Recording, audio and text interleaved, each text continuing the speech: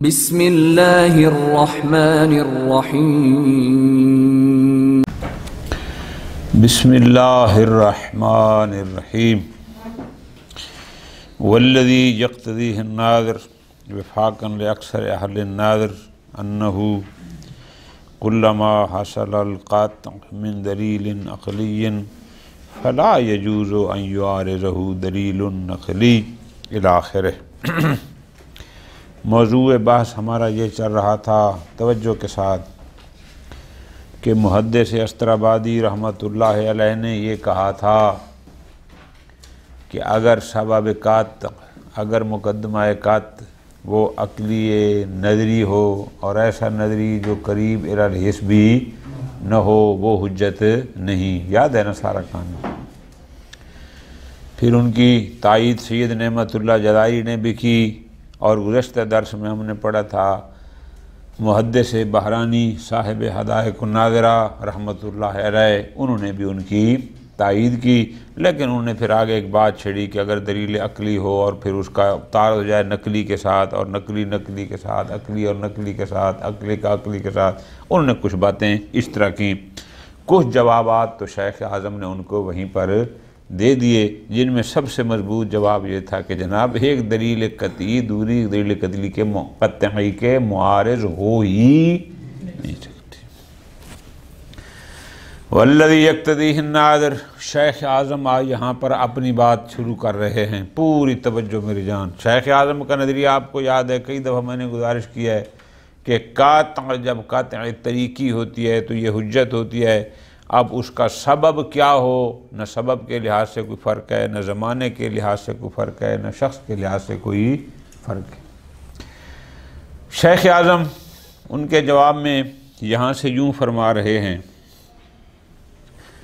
کہ اگر کسی شخص کو کسی دلیل عقلی سے قاطع حاصل ہو جائے، یعنی سبب قاطع دلیل عقلی ہو، اب وہ چاہے عقلی نظری ہو، چاہے عقلی بدیہی ہو، چاہے عقلی فطری ہو، جو بھی ہو، دلیل عقلی سے اگر قاطع حاصل ہو جائے تو شیخ اعظم یہ فرماتے ہیں کہ پھر ممکن ہی نہیں ہے کہ کوئی اور دلیل نقلی اس کی معارض ہو۔ پوری توجہ، مزیدار باتیں۔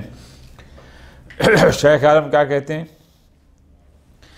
جہاں کسی شخص کو دلیل عقلی سے قاطع حاصل ہو جائے، یعنی سبب قاطع عقلی ہو، اب وہ چاہے عقلی فطری ہو، یہ بھی میں لکھوا چکا ہوں، چاہے وہ عقلی ضروری ہو، یہ بھی لکھوا چکا ہوں، چاہے عقلی نظری ہو، یعنی عقلی ہو، سبب عقلی ہو، اور اس سبب عقلی سے اگر انسان کو قاطع حاصل ہو جائے تو پھر ممکن ہی نہیں ہے کہ کوئی نقلی یعنی کوئی آیت یا روایت اس کے معارض ہو ہی نہیں سکتا۔ توجہ فرما رہے ہیں؟ اچھا۔ اور اگر کہیں آپ کو تعارض نظر آ جائے، کیونکہ ہم زیادہ ملا تو نہیں ہیں، زیادہ پڑھے ہوئے تو نہیں ہیں، یعنی اگر ہمیں لگے کہ یہ تعارض ہے، اور تعارض بھی ایسی نقل کر رہی ہے کہ جس کو طرح کرنا ممکن نہ ہو، کیسے؟ نص قرآنی ہے، اب آپ حدیث کو طرح کر سکتے ہیں، قرآن کو طرح، پھر آپ کو اس دلیل نقلی میں کیا کرنا ہوگا؟ اس کی کوئی نہ کوئی تعویل کرنی ہوگی۔ کیوں؟ اس لیے کہ دلیل عقل سے حاصل ہونے والی قاطع کبھی دلیل نقلی اس کے معارض ہو ہی نہیں سکتی۔ بہت آسان سی مثال، ہر ایک کو سمجھ آنے والی۔ فلسفہ یا علم کلام کی روشنی میں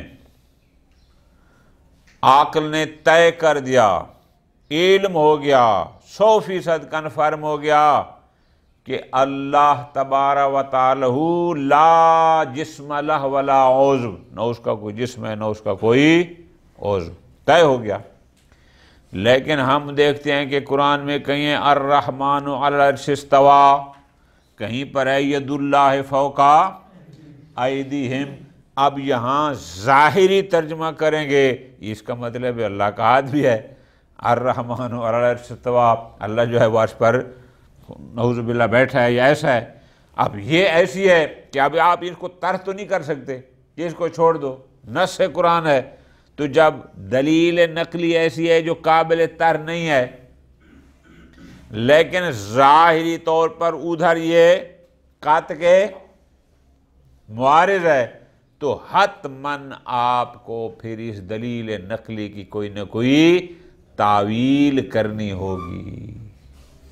ٹھیک ہے جی، ید اللہ سے مراد پھر اللہ کا ہاتھ نہیں لیں گے، پھر اس کی قدرت۔ ٹھیک ہے جی، یہ شیخ اعظم فرما رہے ہیں۔ پھر خلاصہ یہ ہے کہ ایک نقطہ ذہن میں رکھ لیں، آگے یہ پورے پیرے پھر آپ کے لیے آسان ہو جائیں گے۔ کیا طے شدہ بات ہے کہ اگر ہمیں کسی سبب عقلی سے قطع حاصل ہو جائے تو نقلی اس کے معارض ہو ہی نہیں سکتی، اور اگر ہمیں دلیل نقلی سے قطع حاصل ہو جائے تو اس کے مقابل میں نقلی اس کا معارض نہیں بن سکتی۔ وجہ بالکل آسان ہے، اردو میں آپ لکھ لیں گے ہمیشہ یاد رہے گا۔ کیا؟ قطع کا مطلب ہے 100%۔ جب ایک طرف 100% ہو گیا تو مقابل میں 100% ہو ہی نہیں سکتا۔ قطع کی معارض قطع ہو ہی نہیں سکتی، یہ ممکن ہی نہیں ہے کہ ایک 100% کے مقابل میں یہ ایسے ہوگا آقا جان کہ آپ کو قطع ہے کہ ابھی دن ہے اور پھر معارض کیا ہو جائے کہ آپ کو قطع ہو کہ ابھی رات ہے۔ بھائی قطع کا معارض قطع، اس لیے تو بار بار کہہ رہے ہیں ہم اول روز سے کہ قطع کی حجیت ذاتی ہے، کسی نے اس کو حجت قرار دیا، قطع ہو گئی مطلب 100% ہو گیا، اب اس کے معارض دوسری کوئی ہو ہی۔ یہ کیسے ہو سکتا ہے کہ عقل ایک چیز کے بارے میں بتا دے کہ یہ چیز 100% اس طرح ہے اور روایت آ کر اس کے مقابلے میں کہے کہ نہیں 100% ایسا ہے؟ نہ عقل کبھی خلاف عقل حکم نہیں دیتی اور عقل کبھی خلاف ناقل۔ اور وہ جو ہمارا مشہور قانون ہے کلما حکم بہ العقل حکم بہ الشرع، اس کی بنیاد اسی پر ہے۔ ہو ہی نہیں سکتا کہ ایک عقل سلیم ایک حکم لگائے اور شارع اس کے برخلاف کہہ دے، اس لیے کہ جو شارع ہے وہ کیسے عقل کے خلاف کوئی حکم جاری کر سکتا ہے؟ ممکن ہی نہیں ہے۔ یہی بات شیخ اعظم ان سے بات کر رہے ہیں کہ یہ جو آپ نے تعارض کی باتیں کی ہیں، کیا اگر کہیں دلیل عقلی کے ساتھ دلیل عقلی نقلی کا تعارض ہو جائے تو پھر یہ ہوگا اور پھر نقلی کو ہم عقلی پر ترجیح دیں گے، تو شیخ اعظم ان کو بار بار کہنے ہیں بھائی ہو نہیں سکتا کہ عقل کی بنیاد پر ہمیں ایک امر کا قطع ہو جائے اور پھر نقل اس کے معارض ہو جائے، یہ ہو ہی۔ یہ آپ تعارض کی باتیں کہاں سے کر رہے ہیں کہ اگر نقلی اور عقلی میں تعارض ہو؟ انہوں نے پچھلے درس میں کہا تھا نا کہ پھر نقلی کو ہم عقلی پر ترجیح دیں گے چونکہ ہم نقلی کو مانتے ہیں قرآن نہیں مانتے، ایسا۔ اس کے بعد ایک انکلت ہے، آج فقط وہی پڑھ سکیں گے، جواب ہم نہیں پڑھیں گے، جواب انشاءاللہ کل، وہ لمبا ہے۔ خلاصہ آپ کو بتاتا ہوں، 2 سطریں ہیں، باقی سارا ترجمہ ہے۔ شیخ اعظم فرماتے ہیں انکلت، ممکن ہے کوئی مجھے یہ کہہ دے، کوئی میرے اوپر اشکال کرے کہ جناب محدث بحرانی جو یا دیگر اخباری حضرات جو دلیل عقلی کو قائل نہیں ہیں کہ اس سے اگر قطع حاصل ہو جائے اور نقلی سے ٹکرا جائے تو ہم نقلی لیں گے، اس کی وجہ یہ ہے کہ ہمارے پاس بہت ساری روایات موجود ہیں، شیخ اعظم نے لکھی ہیں کہ فلاں فلاں فلاں، یہ روایات اس بات پر دلالت کرتی ہیں کہ اصل معیار اور حجت نقل ہے، عقل معیار نہیں ہے۔ فلاں روایت ابھی ہم پڑھیں گے، ترجمے پڑھتے ہیں ان کو تاکہ تکرار نہ ہو جائے۔ ایسے موارد ہیں کہ عاقل کہتے بہت اچھا، عاقل کہتے اس کی جزا ہونی چاہیے، عاقل کہتے اس پر ثواب ملنا چاہیے، روایت کہتی ہے لا ثواب والا۔ تو چونکہ روایات ایسی موجود ہیں تو ممکن ہے اخباری حضرات نے بھی انہی روایات کو سامنے رکھ کر کہا ہو کہ دلیل عقل سے حاصل ہونے والی کا تو حجت نہیں ہے، اور اگر کہیں عقل اور نقل میں تعارض ہو تو ہم نقل کو ترجیح دیں گے، عقل کو نہیں لیں گے، اس لیے کہ شاید انہوں نے یہ والی روایات سامنے رکھی ہوں کہ جن روایات سے یہ پتہ چلتا ہے، ابھی ہم ترجمے پڑھتے ہیں ساری کر کے، کہ جن روایات سے یہ پتہ چلتا ہے کہ اصل معیار حجیت نقل ہے، عقل نہیں۔ چند روایات ہیں، ان قلت یہ تھا، قلت وہ انشاءاللہ کل، چونکہ یہ کافی لمبی بحث ہے، پھر جواب اس کا ہم کل پڑھیں گے کہ شیخ عالم نے پھر اس کا جواب کیا دیا۔ والذی یقتضیہ الناظر، توجہ میری جان، اب اس کو آپ نے پچھلی عبارت کے ساتھ خود ملانا ہے کہ کچھ اخباری حضرات نے کہا تھا کہ اگر قد کا سبب عقل ہو تو ہم اس کو حجت نہیں مانتے، لیکن کون سا عقل؟ وہ عقل جو نظری ہو اور جو قریب الحس بھی نہ ہو۔ اگر دلیل عقلی اور نقلی میں تعارض ہو جائے تو ہم نقلی کو عقل پر ترجیح دیں گے۔ یہ اخباری حضرات کے جو تھے محدث استرابادی، نعمت اللہ جزائری اور محدث بہرانی رحمت اللہ علیہم، ان بزرگان کی باتیں نقل کی۔ یہاں سے شیخ عالم اپنی بات کر رہے ہیں، فرماتے ہیں والذی یقتضیہ الناظر، صرف میری سوچ، میری رائے، میرا نظریہ یہ نہیں ہے، وفاقاً لاکثر اہل الناظر، دیگر بھی جو صاحب الرائے لوگ ہیں، یعنی مراد علماء بزرگان، ان کی نظریہ بھی یہی ہے۔ وہ کیا کہتے ہیں؟ توجہ، وہ کہتے ہیں کلما حاصل القطع من دلیل عقلی، جب بھی جس مورد پر، جس چیز کے بارے میں کسی دلیل عقلی سے تمہیں قطع حاصل ہو جائے، اب وہ دلیل عقلی چاہے فطری ہو، چاہے وہ نظری ہو، چاہے وہ بدیہی ہو، اگر قطع حاصل ہو جائے لا یجوز ان یعارضہ دلیل نقلی، تو یہ جائز ہی نہیں ہے، یہ ممکن ہی نہیں ہے کہ پھر دلیل نقلی اس کا معارض بن جائے، کہ دلیل عقلی کی بنیاد پر قطع ہو جائے، یعنی 100% یہ ہے، اور نقلی آ کر معارض ہو جائے، لا یجوز۔ ٹھیک ہے جی، آگے فرماتے ہیں وَإِنْ وُجِدَ مَا ظَاهِرُهُ الْمُعَارَضَةُ، اور اگر کہیں آپ کو معارضہ نظر آ بھی رہا ہو، میں نے اب یہ کتاب میں مثال نہیں ہے، مثال آپ نے خود بنانی ہے۔ کیسے؟ ہمیں ادلہ عقلیہ سے قطع حاصل ہو گئی کہ اللہ کا کوئی جسم نہیں ہے، وہ جسم و جسمانیات سے پاک ہے، لیکن ہم دیکھتے ہیں قرآن کہتا ہے ید اللہ فوق ایدیہم، یہاں تو اللہ کا ہاتھ نظر آ رہا ہے۔ اسی طرح یہ دوسری آیت ہے الرحمن علی العرش استویٰ، اب یہاں سے بھی لگتا ہے کہ اس کا کوئی جسم ہے اور وہ عرش پر بیٹھا ہے۔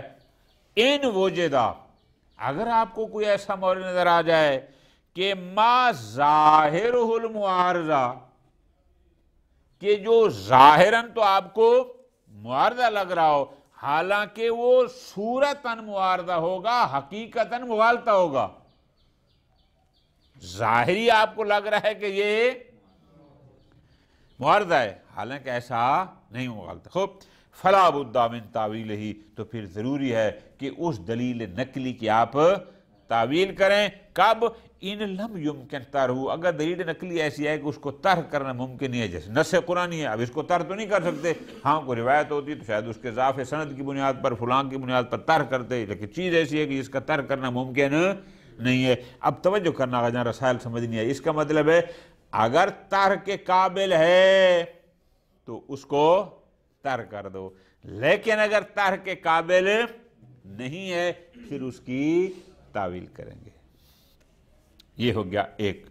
اسی طرح فرماتے ہیں کلما حاصل القاطع من دلیل، اسی طرح اگر کسی دلیل نقلی سبب نقل کی بنیاد پر قاطع حاصل ہو جائے، جیسے القطع الحاصل من اجماع جمیع شرائع علی حدوث العالم زمانا، تمام ملل تمام مذاہب اس بات پر سب کا اجماع ہے کہ زمانہ حادث ہے۔ حدوث کی قسم ہوتے ہیں، حدوث زمانی ہوتا ہے، حدوث ذاتی ہوتا ہے، حدوث اضافی ہوتا ہے۔ حدوث زمانی سے مراد یہ ہے کہ یعنی زمانے کے لحاظ سے یہ اور جو مسبوق بالعدم، یعنی ایک زمانہ تھا جب یہ نہیں تھا اور پھر یہ ہوا۔ خوب، اب فرماتے ہیں لا یجوز ان یحصل القاطع علی خلافی، اب ممکن ہی نہیں ہے کہ اجماع قائم ہے تمام شریعتوں اور ملل کا اس بات پر کہ یہ عالم حدوث زمانی یعنی زمانے کے لحاظ سے یہ حادث ہے۔ اب یہ ممکن ہی نہیں کہ دلیل عقلی اس کے خلاف آ جائے اور وہاں سے قاطع حاصل ہو جائے، نہ ایسا نہیں ہے۔ کیسے؟ مثل استحالت تخلف الاثر انل، عقل کہتا ہے کہ اثر کا مؤثر سے پیچھے رہ جانا معلول کا علت تامہ سے تخلف یہ جائز نہیں ہے۔ لہذا اگر علت تامہ اللہ ہے، اگر مؤثر اللہ ہے تو پھر جب سے علت تامہ ہے تب سے معلول ہے، جب سے مؤثر ہے تب سے اثر ہے، لہذا جب سے اللہ ہے تب سے زمانہ ہے، کیونکہ اللہ قدیم ہے پس زمانہ بھی قدیم ہے۔ یہ دلیل عقلی نہ اس سے قاطع حاصل نہیں ہو سکتی۔ وَلَوْ حَصَلَ مِنْهُ صُورَةَ برہان، اگرچہ آپ ظاہری طور پر تو شکل اول بنا رہے ہیں، وہ کیسے جی؟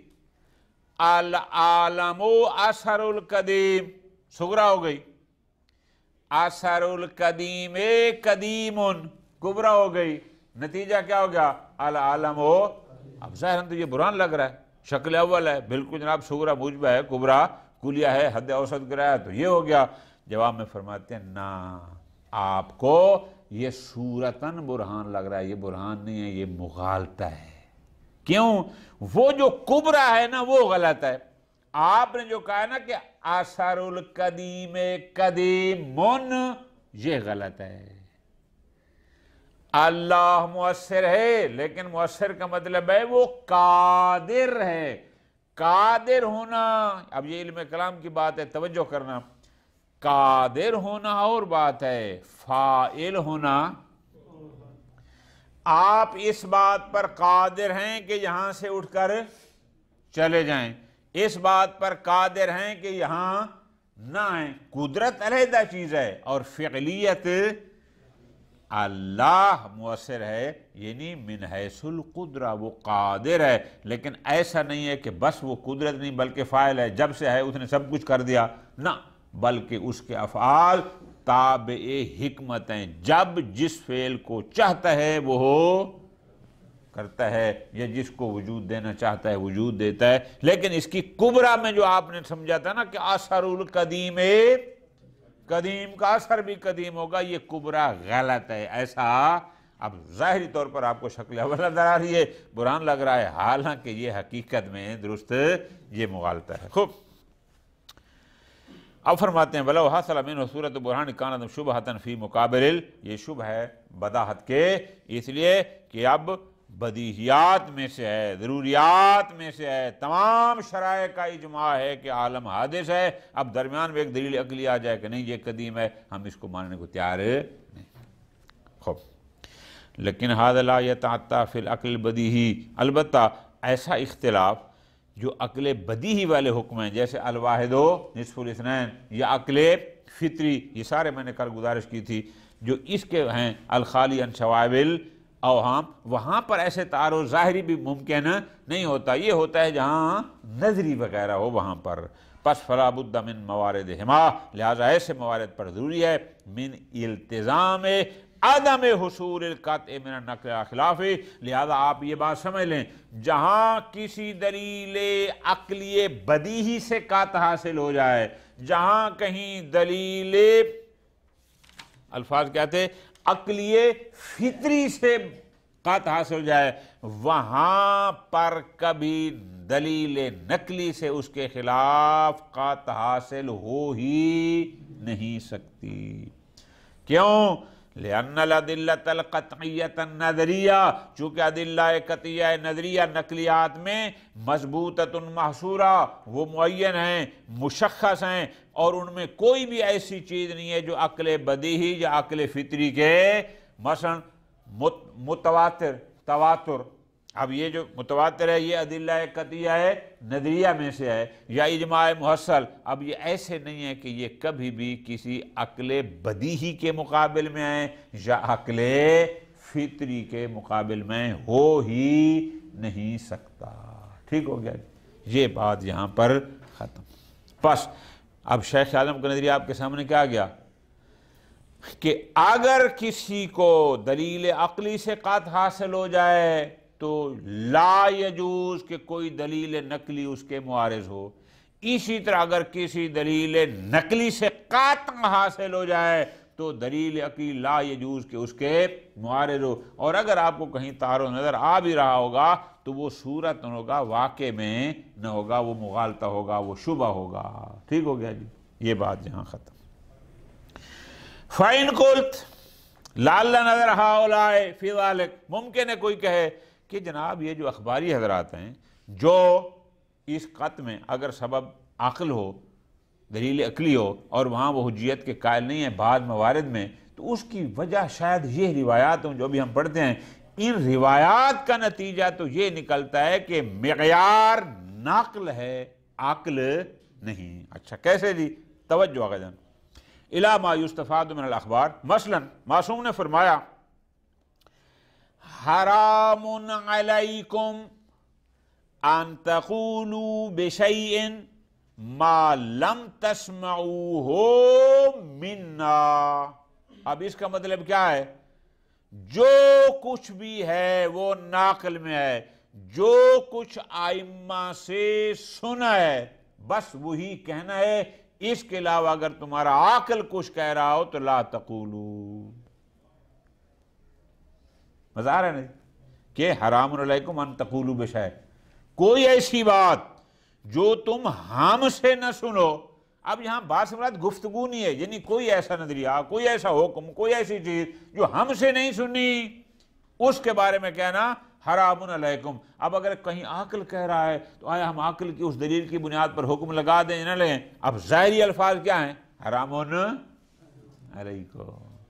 اچھا دوسری معصوم فرماتے ہیں، توجہ میری جان، لو انا رجلا قام لیلہ، ساری رات نمازیں پڑھتا رہے، ساما نہارہ، روزے رکھے، حجا دارہ، ہمیشہ حج کرتا رہا، تصدقا بجمیع مالہ، جو شہریہ ملا سارا شبر صاحب نے صدقہ کر دیا، وَلَمْ يَعْرِفْ وِلَایَةَ وَلِيِّ اللَّهِ، سارے کام کیے لیکن اپنے وقت کے ولی کی ولایت کی معرفت حاصل نہ کر سکا. اب میں نے جو اس میں دیکھا ہے نا سافٹ ویئر میں جو وسائل الشیعہ کا ہے، وہاں پر اس جو ہے نا لم یعرف ولایت ولی اللہ، اس کے بعد لکھا ہوا ہے فیوالیہ، وہاں پر فیوالیہ اس جگہ ہے، لیکن یہاں پر کیا ہے؟ لم یعرف ولایت ولی اللہ، اللہ کے ولی کی ولایت کی معرفت نہیں ہے. فیکون اعمالہ بدلالتہ، تاکہ اس کے سارے اعمال اس ولی کے رہنمائی میں ہوں، فیوالیہ، اور اس کی ولایت حاصل کرے، محبت کرے، یعنی اس طرح ہے. یہاں پر فیوالیہ بعد میں ہے، لیکن وہاں پر رکھیں تو وہاں اور ہے، تھوڑا سا ترجمے میں فرق آئے گا. اگر اس کو فیوالہ کو پہ رکھیں کہ لم یعرف ولایتہ ولی اللہ، جو ولی اللہ کی ولایت کی معرفت نہیں رکھتا، فیوالہ تاکہ اس کی ولایت کا اقرار کرے، پسند کرے، فیکون اعمالہ بدعتی، بلکہ یہ جو بھی کام کر رہا ہے وہ سارے اپنی رہنمائی سے کر رہا ہے۔ فرماتے ہیں ما کان لہ علی اللہ ثواب، اس کا اللہ پر کوئی ثواب کا یہ مستحق نہ ہوگا۔ اب اس روایت سے کیا کہتے ہیں بھائی صدقہ دینا حقیقت میں کار ثواب ہے، نماز پڑھنا کار ثواب ہے، روزے رکھنا کار، لیکن چونکہ روایت یہ کہتی ہے جب تک ولی اللہ کی ولایت کی معرفت رکھ کر اس کو اپنا ولی نہیں بناتا کوئی ثواب نہیں ہے۔ نقطہ سمجھ آ رہا ہے نا؟ تو اس کا مطلب کیا ہوا؟ پھر معیار نقل ہوا نا۔ عقل تو کہتا ہے کہ اس نے صدقہ دیا ہے تو ثواب ملنا چاہیے، اس نے روزے رکھے ہیں تو ثواب ملنا چاہیے، لیکن روایت کیا کہتی ہے کہ نا، جب تک ولی کی معرفت نہیں ہے تب تک اس کو کچھ بھی۔ اب اس سے بھی پتہ کیا چلتا ہے ظاہری طور پر کہ اس کا مطلب ہے معیار نقل ہے۔ اچھا، اسی طرح ایک اور حدیث معصوم فرماتے ہیں من دان اللہ بغیر سماع من صادق فہو کذا، اور جو بندہ صادق سے یعنی کسی نبی اور امام سے سنے بغیر اگر کوئی کرے گا فلاں فلاں تو وہ ناقابل قبول ہے۔ لمبی چوڑی حدیث ہے الی غیر ذالک۔ اب ان روایات کو تھوڑی سی آگے جان توجہ کرو، ان روایات سے آپ کو ظاہراً کیا سمجھ آ رہا ہے کہ اصل معیار کیا ہو گیا؟ نقل۔ مولانا کرسی پہ پاؤں نہیں رکھتے، آپ نیا ہے نا، آپ کو کہہ رہا ہوں کرسی پاؤں رکھنے کے لیے نہیں ہوتی، اس کو واضح نے جو ہے وہ کسی اور کام کے لیے وضع کیا ہے۔ وضع شیء فی غیر محلہ ظلم ہوتا ہے، ٹھیک ہے نا؟ چلو نئے نئے ہیں انشاءاللہ سیکھ جائیں گے۔ اب ان روایات سے کیا سمجھے آگا جان کہ اس کا مطلب معیار تو پھر سارے کا سارا نقل ہو گیا، عقل۔ خوب کہ ان الواجب علینا، ہم پر واجب ہے امتثال احکام اللہ تعالی التی بلغہا حججہ، اللہ کے ان احکام کا امتثال کرنا جو اس کی حجج علیہ السلام نے ہم تک پہنچائے ہیں۔ پس فکل حکم لم یکن الحجۃ واسطۃ فی تبلیغہ، لہذا اگر ایسا حکم کہ جہاں حجج الہیہ میں سے کوئی حجت درمیان میں نہ ہو، پھر ایسی چیز کا امتثال کرنا بھی واجب نہیں۔ پس اگر معصوم نے نہیں فرمایا، قرآن نے نہیں فرمایا، اس کا امتثال بھی ہمیں نہیں کرنا، بے شک عقل کہتا رہے، ٹھیک ہے۔ خوب بل یکون من قبیل، بلکہ اس کی معنی جیسے فرمایا تھا کہ اس کو تو اما ساقط اللہ عنہ، کہ جو حکم اللہ نے بیان نہیں فرمایا تم بھی اس سے خاموش رہو، پس معنی سکوتی عنہ ہو۔ اس کا مطلب کیا ہے کہ ساقط اللہ عنہ ہو، کہ جس کو اللہ نے جس سے خاموش رہو، اس کا معنی یہی تھا کہ آدم ہو آمر اولیاء ہی بتولیق، اللہ نے اپنی حجج کو، اپنے اولیاء کو جس حکم کے لوگوں تک پہنچانے کا حکم نہیں فرمایا تم بھی اس کو نہ لگاؤ۔ پس خلاصہ یہ ہوگا کہ معیار یہ ہو گیا اس امر الہی کا امتثال لازم ہوگا جو امر، جو حکم حجج الہیہ کے ذریعے ہم تک پہنچے گا۔ پس نتیجہ کیا ہوا؟ فالحکم المستکشف بغیر واسطۃ الحجہ، اگر کوئی ایسا حکم کشف ہوتا ہے، اگر کسی ایسے امر کا ہمیں پتہ چل جاتا ہے کہ جس میں حجج الہیہ میں سے کوئی حجت درمیان میں نہیں ہے، ملغن فی نظر شارع، شارع کی نظر میں وہ حکم ملغا ہے، ناقابل عمل ہے۔ وَإِنْ كَانَ مُطَابِقًا لِلْوَاقِعِ، چاہے مطابق واقع بھی۔ وہ توجہ میری جان، میں نے ابھی کیا کہا تھا کہ اس نے صدقہ دیا ہے، مستحق کو دیا ہے، اب واقع میں مدد کرنا ضعیف کی، مستحق کی، واقع میں وہ ٹھیک ہے، کار ثواب ہے نا، لیکن نقل کیا کہتی ہے؟ جب تک ولی اللہ کی ولایت کی معرفت نہ ہو، اس کو ولی نہ بنائے، کوئی ثواب نہیں۔ واقع میں ثواب ہونا چاہیے تھا، ایک غریب کو اس نے مدد کر دیا ہے مثلا۔ خوب کما یشہد بہ تصریح الامام، آپ نے دیکھا امام علیہ السلام نے واضح کہا ہے بنسی ثواب التصدق بجمیع مال کہ سارا مال صدقہ کر دے پھر بھی ثواب نہیں ہوگا، مال کا بکون ہی محبوباً، حالانکہ ہمیں پتہ ہے کہ صدقہ دینا اللہ کی راہ میں یہ محبوب ہے، مرضی عند اللہ، اللہ کی رضایت کا سبب ہے، لیکن چونکہ بدون معرفت ولایت ولی اللہ ہے، وہ فرماتے ہیں ثواب ہی نہیں۔ ٹھیک ہو گیا جان؟ اچھا ختم ہو گیا۔ ووجہ استشکال فی تقدیم نقلی علی العقلی الفطری السلیم، اور پیچھے ایک بات آئی تھی، کون سی؟ کہ اگر کہیں کوئی نقلی دلیل عقلی فطری سے معارض ہو جائے تو آیا دلیل نقلی دلیل عقلی فطری پر مقدم ہے یا نہیں ہے؟ تو محدث بارانی نے کیا کہا تھا؟ ہمیں اس میں اشکالن، پھر اشکال کیوں کر رہے ہیں؟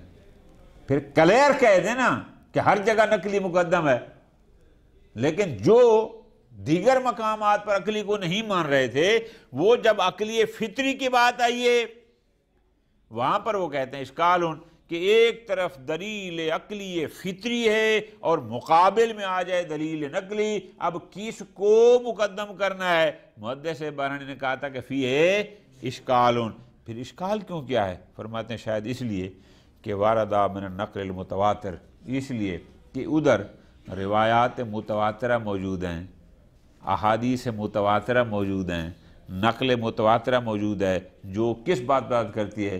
اللہ حجیت العقل وانہ حجت، روایات متواترہ کہتے ہیں کہ عقل حجت باطنی ہے، روایات متواترہ کہتے ہیں کہ عقل حجت ہے، انہ مما، یہ عقل ہے کہ یعبد بہ الرحمن ویکتسب بہ الجنان ونحوہا، مما یستفاد منہ۔ اب ان روایات سے تو بڑا واضح پتہ چلتا ہے کس بات کا؟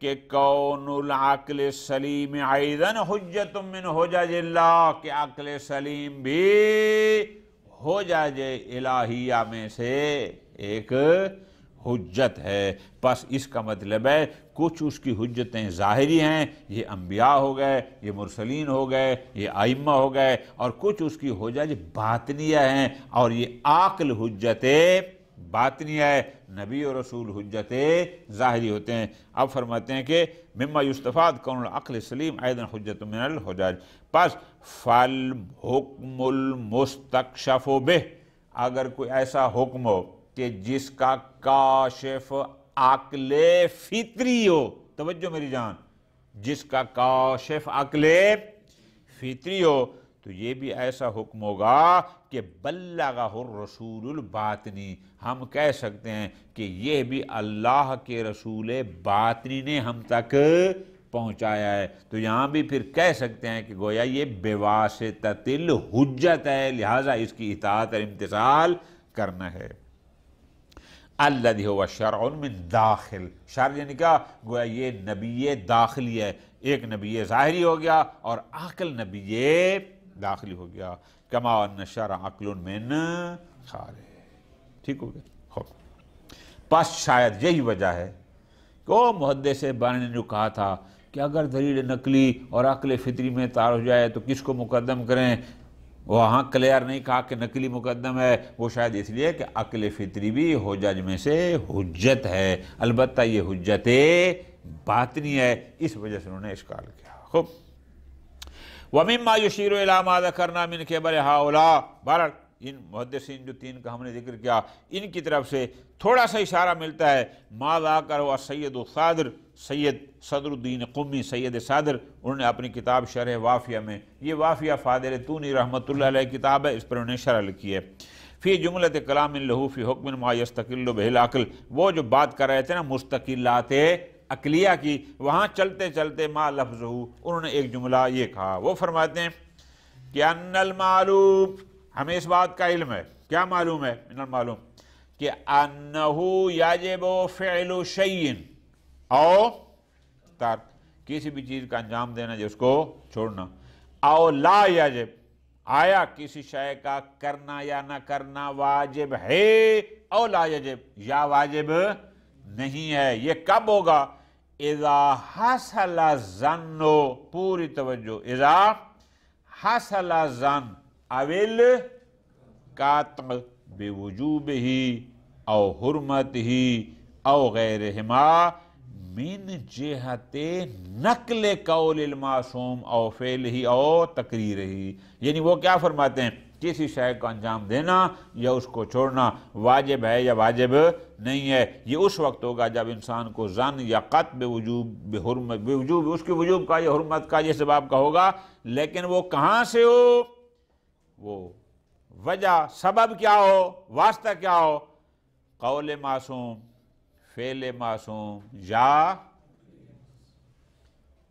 اس بنیاد پر ہوگا تو ہم کہیں گے کہ یہ کرنا واجب ہے، یہ واجب نہیں ہے، اس کا ترک کرنا واجب ہے، اس کا ترک کرنا واجب لا انہ یجب فعلہ او ترکہ لا یجب ما حصولہما. ایسا نہیں ہے کہ کسی کام کو انجام دینا یا اس کو ترک کرنا واجب ہے یا نہیں ہے. من ای طریق کانا، وہ جہاں سے بھی ہو، نہیں من ای طریق معیار نہیں ہے، معیار ہے قول معصوم، فعل معصوم اور تقریر ہے. اب توجہ کرنا ہوگا. اب اس سے آپ کو سمجھ کیا رہا کہ اگر کہیں تمہیں عاقل کہہ رہا ہو کہ یہ کرو یا اس کو ترک کرو تو شاید عقل کے کہنے سے کچھ ترک کرنا یا انجام دینا یہ واجب، تو یہ عبارت بھی شاید ان کی سپورٹ میں جا رہی ہے. تو پس یہ خلاصہ تھا ان قلت کا. خلاصہ کیا ہوگا؟ 2 سطریں بنی ہیں ٹوٹل، کہ ان قلت میں خلاصہ یہ تھا کہ یہ حضرات جو کہتے ہیں کہ اگر قط کا سبب دلیل عقلی نظری جو بعیدۃ عن الحس ہو وہ حجت نہیں ہے، اور اگر اس کا تعلق ہے نقلی کے ساتھ تو نقلی مقدم ہے، شاید اس کی وجہ یہ والی روایات ہوں. قول تو یہ کل انشاءاللہ اس کا جواب پڑھیں گے. صلی اللہ علیہ محمد وعلیہ محمد.